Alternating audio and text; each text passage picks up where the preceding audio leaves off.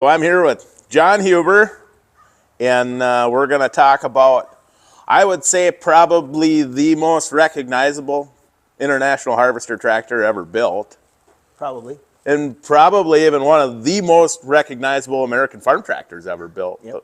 the Farmall 1206. Right. So, John, you farm, but you retired out of dairy. You dairied. Sold my cows in 2011. Okay. So how many years did you milk cows? From 76 to 2011. But I milked cows all my life as a kid. Yep. But I actually bought the herd in 76. Okay. I was teaching school for a couple years and then bought the cows. So you went to college, Yeah. taught school, Yep. teach agriculture? I did. I had a degree in education and then a minor in industrial arts.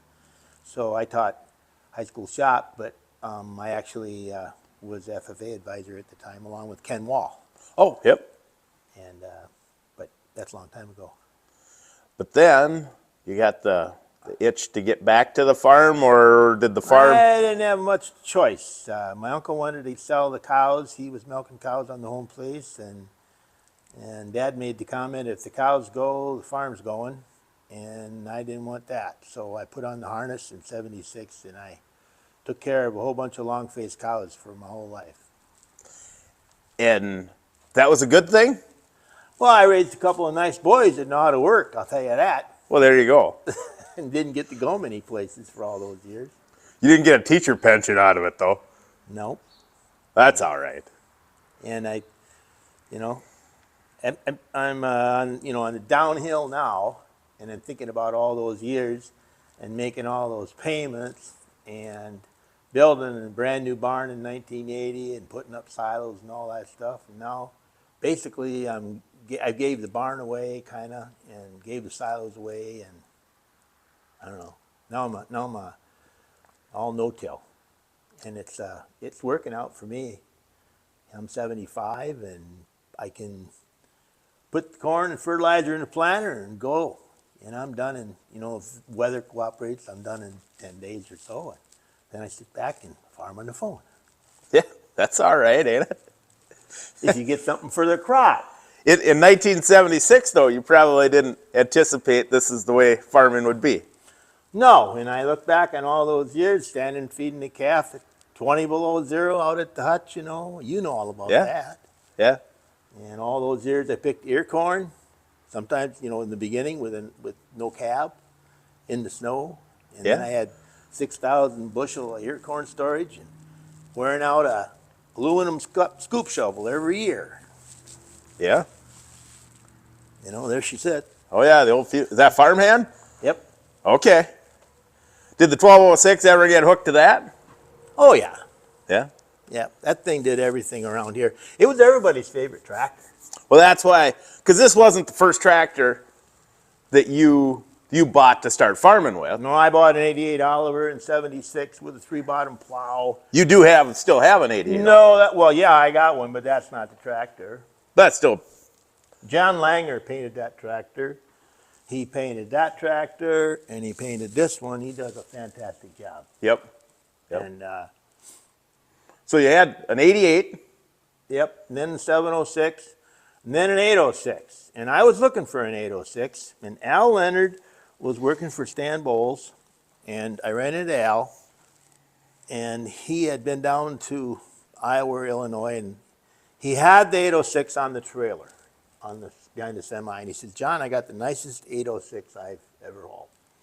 And I called Stan up that night. The next morning, it was unloaded in my yard. And I believe it was in the spring of the year. And I called and I never got to talk to Stan all summer. That tractor was here, I was using it. Then he called me late at night in the fall, and he says, I got a guy interested in that tractor. We're going to come and get it. And I'm like, no, you're not. He had me over a barrel on that deal. I've never done a thing to that tractor except put a plate on the top, the forks in there where the bushings were shot. So it'd shift better. Yeah. Yep. Oh, and they're legendary. This got 11,000 hours on it, and I still use it. Not like, When I was milking, going full bore, and putting up all that feed all the time, all these tractors had a job, Yeah. and Well, I tell now that they're just sitting. I say that all the time, like with the kids. I don't know if my kids will ever be as crazy about this stuff as I am, or as attached to tractors as I was, because in the summer, literally, there was not a day you did not drive a tractor, was there? Mm-hmm. And now you'll go months at a time without driving a tractor at all. This one does all the work now, and this gets about 110 hours a year on it. That's about it, you know. I got a 1086 down at the other place that's set narrow, and of course that's my backup tractor if this one goes to heck when I'm planting corn. Yep. I'm all set with that 1086. But this is wonderful. This is a great tractor. I like this tractor. But the 12 is your favorite and everybody's favorite. Yeah, and you know, the steps that came, the stock steps that came on there were not the best, easy to get on and off of, you know. And I talked to Galen Lang. I said, if I bring that tractor down, can you put me a set of steps on there that a guy can get on and off of? And I took it down there and I went and got it. And you don't remember this, but when I was a kid, there was a program called Queen for a Day. Housewife, she wins this thing, and she gets to put on a gown and a crown, and she comes down the spiral staircase. Well, when I come off of this thing, I feel like I'm queen for a day. you get on, you get off. Yeah. So, yeah, Galen put those on there. Now, so it's got the headlights on the side. Did it have a cab at one time? Not that I ever noticed. You know, a lot of times they'll have a little dent here or something, but this one don't have that. I don't think it ever had a cab on it. Okay, so you got this later on. So this came what? Probably in the 80s. Probably. I've had it a long time.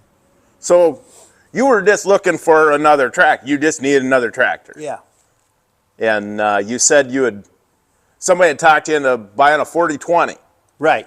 Yeah, and I had it for a couple days, and I didn't like it. I don't know. I didn't like it, and found out about this thing, and probably the best $5,000 I ever spent. I've told that to many people that as collectible as these 1206s are, it blows my mind that you could $4,000 to $5,000 you could buy all the 1206s you wanted years ago. And this thing had been turned up, and Kim told me it was putting out 145 or something. I don't know. I said, before he brought it over, I said, would you turn it back? Turn it back to stock. No. I said, yeah, put it back where it's supposed to be. So it's always been plenty. Yeah. You know, this was my blower tractor, fill and silo tractor. Yep. And I guess painted the 88 first, and then this one. And I don't know, I was up at the 806 was sitting on by the silo there, and I ran up the silo to see if it was full, and I looked down, and here this nice shiny one was on the blower, and that old 806 was sitting there all with their birthday clothes on, you know, and it all faded out. That's when I decided to paint the 806s at that moment right there, and took it down to John and brought it back. Yep. It's great. Yeah. So this then, at the time you bought it, did you have the 1086 yet? No. So this would have been the biggest tractor you had. Yep. This and the 806, and so like if I was chopping with the 806 and this was on the blower, I needed a tractor to unload with, and here this is a little small by today's standards. Yep. But this absolutely is the perfect tractor to have on a blower. You just walk over here.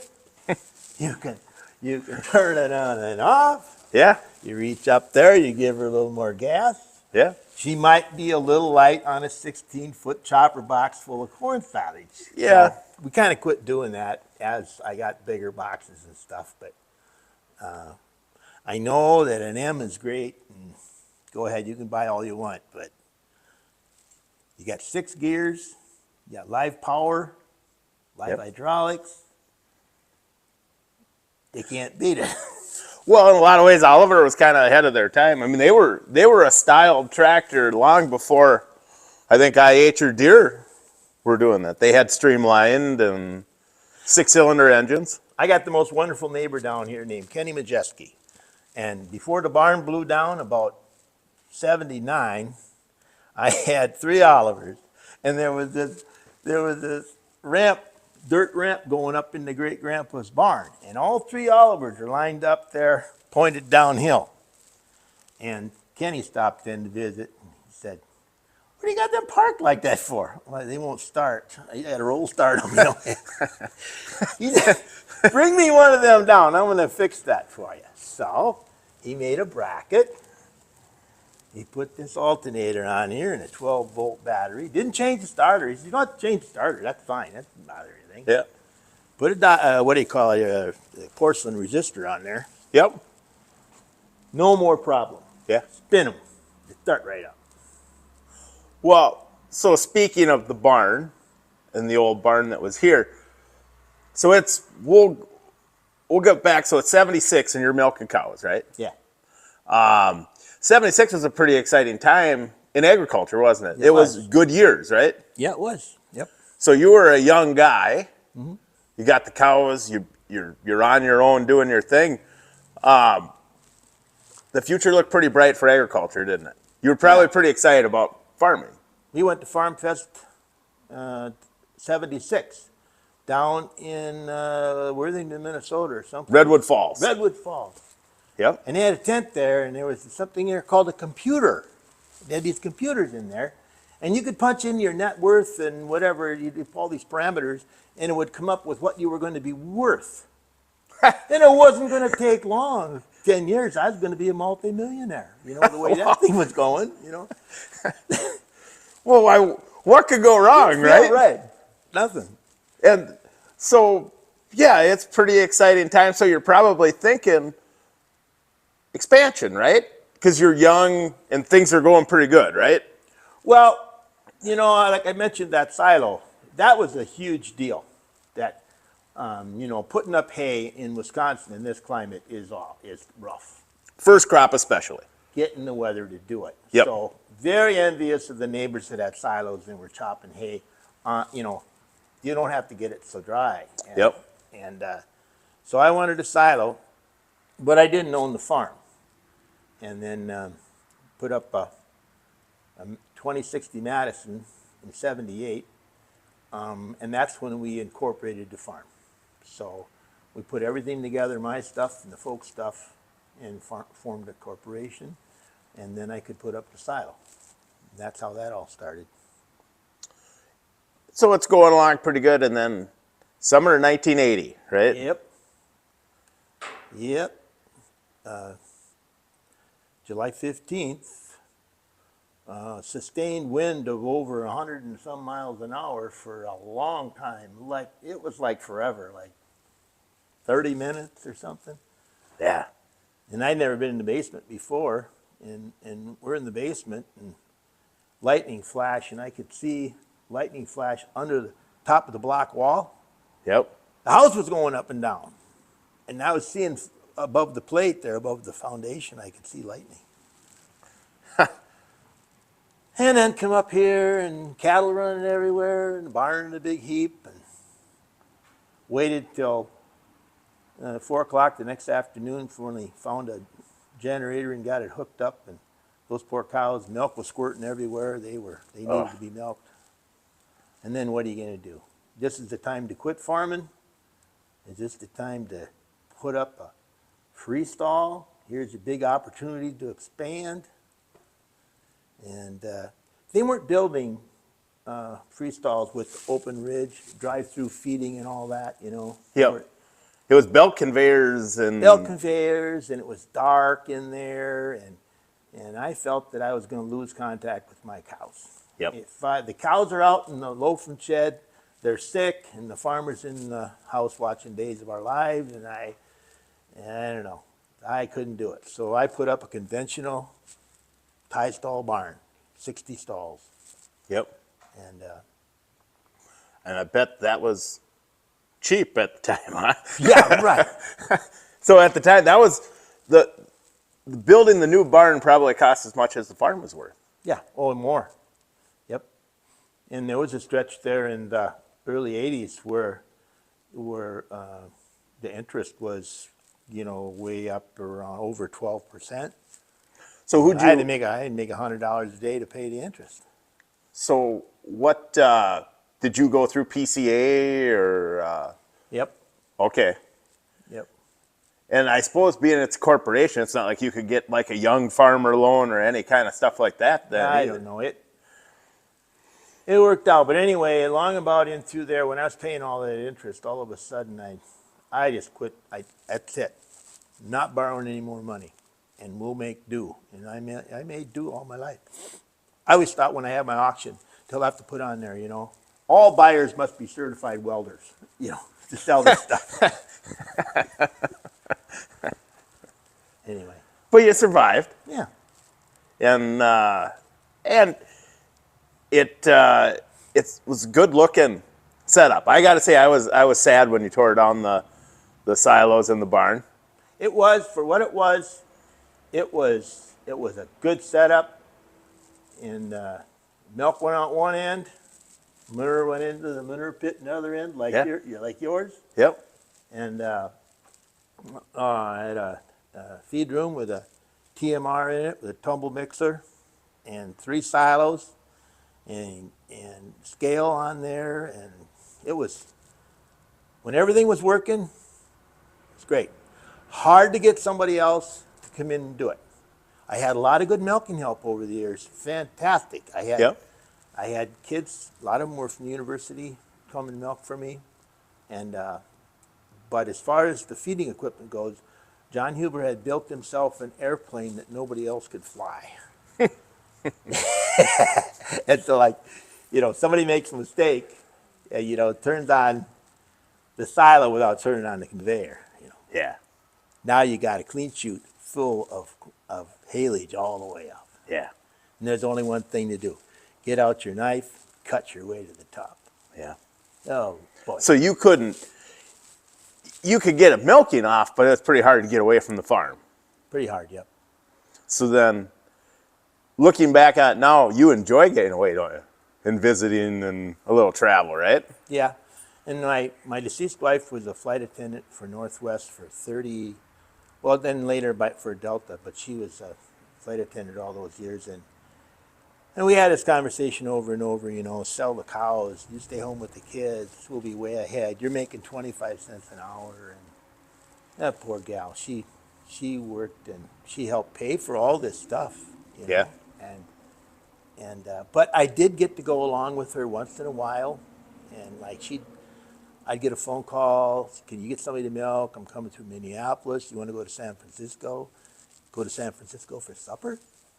Turn around, come back next morning. How many dairy farmers can do that? That's pretty cool. Yeah. I miss her. Yeah. But I got a great gal now, so I've been very lucky. Yeah. There's 2 women like that in your life. Yeah. Oh, without them, I don't know. I don't know what my life would be like without my wife. I don't remember it without her now. I got to tell you something. Kim has helped me some on the farm, and I cleaned a whole fence row out here a couple of years ago. I hands and knees chainsawed the whole thing for half a mile, and I pushed it into a windrow with the skid loader. And then I got her in that tractor, and then I got in the 1086, and I had all the log chains in the farm, and I hooked them together. So then I said, all you got to do now is just head that way. So we're pulling that chain between us, right? Yep. Perfect. Hooked the right log. And we're talking on the phone, and I'm like, keep going, keep going, keep going. And we kept going till we spun out. And we had a pile half as big as this shed. Wow. And then, okay, unhooked, pulled the chain out, went ahead, did it again. Next time, chain just go up and over the top, Yeah. Tried over and over. It wouldn't work again, but it was fun. Anyway. Well, I'm looking at that feed mill back there we talked about for a second there. You put up a harvester. That was one of the 3 silos you put up, right? Yeah, That got used a lot less after the harvester, didn't it? absolutely. And the rat population dropped to practically 0. What? Corn crib? Were they corn crib rats or raccoons? It's hard to tell in the dark, ain't it? Yep. Nothing will grow a herd of rats the way a corn crib will it? No. So and that's harvesters or the other sealed silos were a big deal here starting in about the late 70s, right? Mm-hmm.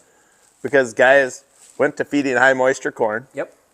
And I actually had a thing called a track feeder for about 10 years.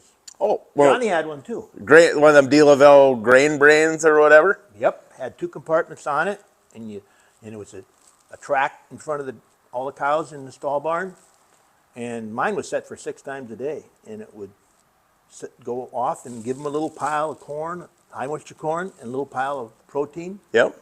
And boy, it worked great. And had a few problems with things, over the years. But when it crossed the barn in the far end where the air intake was, the track would get, I called it Sven. And I'd come there in the morning and Sven is stuck down the other end down there. He's sitting there trying to go, and the track is icy and the cows didn't get fed all night because Sven was all stuck down at the end down there. Yeah. And, if you want good advice when you're in those days when there's not very few left, small dairy farmers, you talk to the milk hauler, you talk to the vet, you talk to your feeding equipment guy, you talk to your milk tester. These guys get in all these different barns. They see everywhere doing something, Yep. Listen to them because they've seen it all. Well, I think it was my milk tester, David Hooper, great guy. Yep. He said, you need to get a TMR. No. I got that track feeder. And you can set it and you can lead feed them and you can, as they're tail enders, you can back them off and this is the way. No, if you go to a TMR, those cows, they're making a calf at the end of their lactation. You got to keep it up there. Don't worry about that. So, okay, so we got rid of the track feeder and put in the TMR. It worked. They milked more on the TMR. So remember that. Listen to your cow tester. Yeah. Well, there ain't too many guys left that even. Yeah, it used to always be a fun time when Davey would show up. Oh, and boy. We'd test milk. He always had something to say, didn't he? He's a funny guy. Yep. So, yeah, were you rolling corn? So this would be on the blower even for the harvester too? Would you? Yeah, I put this on the blower for the harvester. I actually had I didn't use my good blower for high moisture corn. I got an old Badger blower. I'd use that. I'd save the good one for the other, for haylage and corn silage. And then I got to bagging a lot more toward the end there. I always had a couple, 3 silo bags. And Were you grinding the corn on the way into the silo, or did you have a roller mill coming out? roller mill coming out. Okay. So she just had, blowing corn wasn't too hard on the old 12 then. No, not at all. No, very hard on your ears. That's why I can't hear anything being next to that blower with that, especially a little on the dry side. See, Oh, yeah. rattle going up. Oh, yeah. There. Yeah. So did you built the first Dave silo, you said, in 78, and then did you build the? Then I built a 1660. That was tear down. Oh. So we had to chip all those staves. Yeah. Hauled it with my truck. Put that up. Usually I had haylage in the 2060 Madison stave silo and had corn silage in the. Way back I had a trench silo down here. And there was a couple years that I refilled that 16-foot when it warmed up. If we got warm weather like this, down to that trench silo, I'd open that up and I'd haul it home and I'd refill that. Yeah. Huh. All kinds of stuff. A lot of ways to, yeah, you could spend your days going down there and bucketing all that snow out of that trench silo in the cold down there, get the snow out first, and then you get your feed out of there. Yeah. Then it blows all night long, and then the next morning you go down to that trench silo and get all the snow out of there again. I put up one bag one time. For all the issues sometimes with fighting with silo unloaders, when silos work, well, they're pretty nice, aren't they? Yeah. It's a good way to keep feed. And Yeah. And you go by these farms that got 6, 8 silos, and I think back about how when they were all working, when everybody had upright silos and that, in this climate, when you've been through a stretch of cold weather like we just had, somebody better be up there with some kind of a chisel cleaning those walls off. Because if you don't, it's going to get thicker and thicker and thicker, and all of a sudden you got this. So I used to drive by those silos and think, there's a guy up there right now with a chipper, and he's chipping away up there, freezing his hands. well, I have to get the chainsaw out eventually. I'd cut a groove for the guide to go around, and and then finally in March it'd warm up, and you'd be in the milk house or something, and was there an earthquake? No, that was just all the buildup coming down. Well, when you got kids and they're involved with things at school, and you're a dairy farmer, and you got to get home, and you're mixing feed, in the TMR, and you're milking, and you run out there, and there's nothing coming out of the one silo, and you run up there with the silo and loader going and pull on it and get it going, and then back down the chute and run and change milkers and the cows, and then run out there again, and like, oh my God. And I got all my fingers and toes, Yeah, corn pickers. There was an awful lot of guys that were missing some fingers and parts from corn pickers, and so So in that, from 76 on, what was the biggest change in your farming career? Besides selling the cows? You mean now since I quit farming, or quit milking? The biggest change from what you thought you were getting into in 76 when you started farming on your own? Oh, well, putting in the manure pit. Daily manure hauling. Yeah. Putting up that, before that, putting up that 2060 silo with Haley's, because I was green chopping before that. Oh. Green chopping twice a day in the rain. Ooh, that's fun. Yeah. Well, then baled hay. Yep. Baled hay. But you still, when you put up your new barn, you still put a hay mow on. Yeah, and actually, put up what they call a medium height one, because I wanted to get 10,000 bales in there, and I did get 10,000 bales up there. Did you gradually move away from square baling though for it? Yeah. Yeah. Yeah, less and less. Your intentions might be to bale, and then the weather just wouldn't cooperate. So, you call Roman Hooper, he'd bring out the bagger, and then you chop it and put it in a bag rather than I give up. I can't bale hay, so let's go. Yeah, and then as time went on, I suppose you had less help. Right. Kids get older, and Yep. Because all summer long, that's what we did, bale hay. Mm-hmm. So I had something kind of interesting here. The first toss baler I had was a 24T. Mechanical or hydraulic kicker? Mechanical. Okay. With the mechanical thrower. Those were the dangerous ones, right? Oh, yeah. And then I had a 24T with a hydraulic thrower on it. And then I got a 336. And then I bought the current New Holland I have. That's got a belt? No, thrower on it. Well, it's got a kicker on it too? But I had two rear unloading old forage boxes. Yep. And I baled hay in them for many years. And, you'd put that jack on the back, and it would pull that false front forward. Yep. And the whole load of bales are coming back. And then you got that drop feeder right here. And you got a hook fork, and you hook them out of there. And you could only get 90 on there. So you had to make a lot of, switch bales switch wagons quite a bit. But we put up a lot of hay that way. That was a good idea. Did you stack in the mow or let them drop? Always stacked. Okay. So did you have a conveyor that ran the length of the barn then? No, it was a door on either end, and Yep. then 3 doors on the north side here. So you could angle the... Okay. elevator in there. Yep. You could put them where you wanted to. I also chopped straw for 3 years when the barn was new, and I'd wall that off with hay bales and chop the straw for bedding and blow it up there. And that went quick. I mean, you could put up all this bedding you needed for a whole day in one day. And then it got one time, third time I did it, it got to smelling a little bit. Yeah. And it got kind of a crust on it. Ooh. And then I called Mike Lansing was the fire chief, and I wanted him to come out. I wanted to borrow the probe. I wanted to probe it. And he says, well, no, we don't lend that out.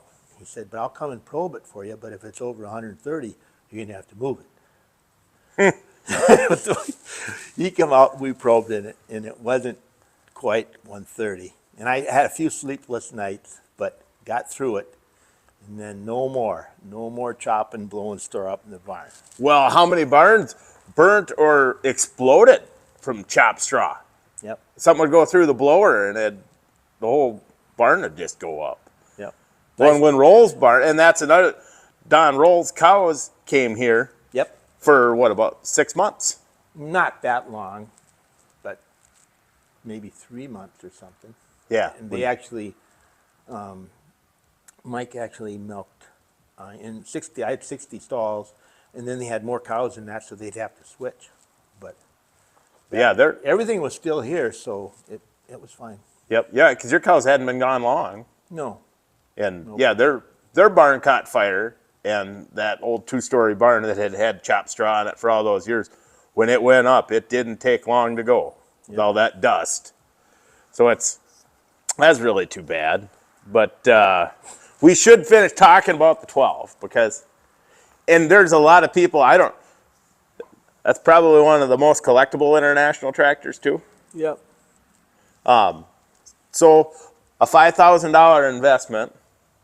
Never had to do a lot of work to it either, have you? Nope. Nope, never, new clutch. Put in the heavy clutch, so it put the clutch lip pushes pretty hard. Now, did you moldboard plow with this one? Oh yeah, 5/16s. And actually, when I first got it, my uncle was moldboard plowing with it, and the only thing wrong with the tractor, actually, that physically that you could see was the front tube had been welded.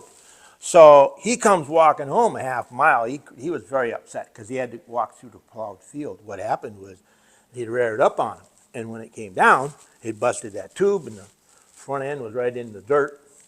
And I'm losing my memory because I took it to Brian Johnson. I don't know how I got it over there. I suppose I used a 3-point in another tractor or something to move it. Believe it or not, the other thing people do is they'll wedge wood in the other side, or the broken off side. If you can get it picked up and you wedge wood in there, then it'll just ride on the one wheel. I know Dave Bowers, they did that in Webster's, welded it. They got it over to Webster's and they fixed it there. But so 5/16s, it pulled the chisel plow too, didn't it? Oh yeah, yep. And, I got a set of duals for it. oh yeah, axle mount duals. So then the 10 came along, and that I got to tell you one more thing. I don't know what the deal was with the hydraulic, but on that first, I guess it was that 7,000 planter I had, 4-row wide, it wouldn't lift it with full fertilizer. yep, It would, it was But- slow. and guy goes by, I'm out there planting corn, and what I'd do is I'd put a bungee on the thing, and the first couple rounds, put a bungee on it, the hydraulic lever to hold it up, Yep. get off, go behind the planter, grab a hold of it, and lift a little bit. And that would be just enough to get her up so I could get to the other end of the field. All you had to do was just lift it a couple times, and I'm good till I run out of fertilizer. Well, I run into somebody going by in the road, and they said, I saw you out there. You were lifting on the front. What the hell are you doing? I said, well, just need a little help when you get started, But anyway, that's all been fixed now. She could lift it now. Okay. That's the kind of thing you get by. Well, that's dairy farming. That is, I mean, that was the life of dairy farming. It was, you know, the repairman says, I don't know how many more times this is going to work. It's on its last leg, and you'd be like, it's good to go. Anybody else would be paranoid, and a dairy farmer, it's like, Yep. you know. See up here? See all those belts? Yep. They're all used. And those are Sunday belts. Yep, just Sunday it's going to break, and you need the... No, Sunday. Yeah. On a Sunday it's going to break, and you can't get a belt. You know, and more than once, I mean, they're all shot, but more than once I got by. Oh, I hoarded all kinds of dairy equipment parts and stuff that, you know, stuff hung around, and I mean, yeah, that was dairy farming life. And if you would have thought about all the things that could have went wrong on you at one time possible, you never even would have got out of bed. No. So you just dealt with it, and so as you look back now, and in the era of the small tie stall or stanchion barn days, they're dwindling. I mean, along this road, there ain't many guys left milking cows, and Nope. you know, in 1976, everybody milked cows on this road, Yep. right? Yeah, I think there's one of the more dairy farms on 570th in that stretch, like in 5 miles, than probably anywhere in Pierce County.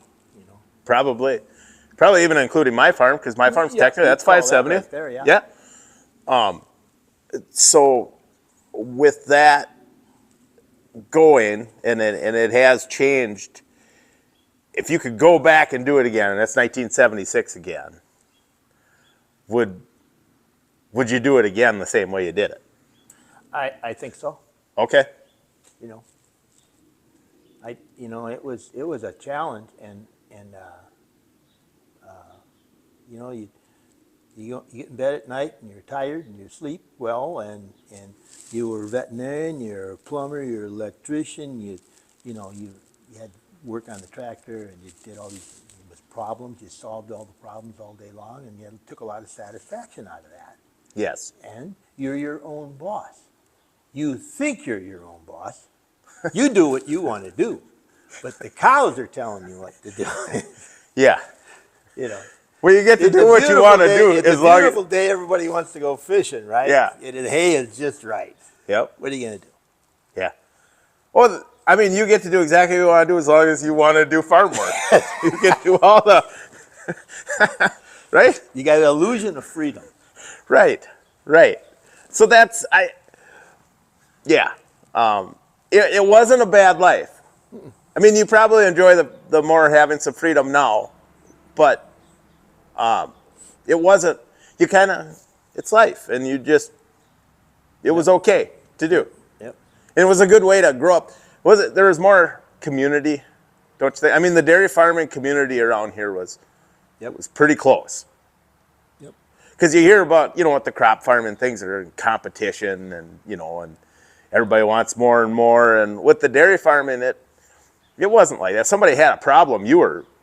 No, when we did all the cement work ourselves in the new barn in 1980, and when we poured the stalls, all the neighbors showed up and wheeled cement. Yeah. Yep. I owe those guys a lot that helped. But yeah, everybody kind of worked together, and it was a good life.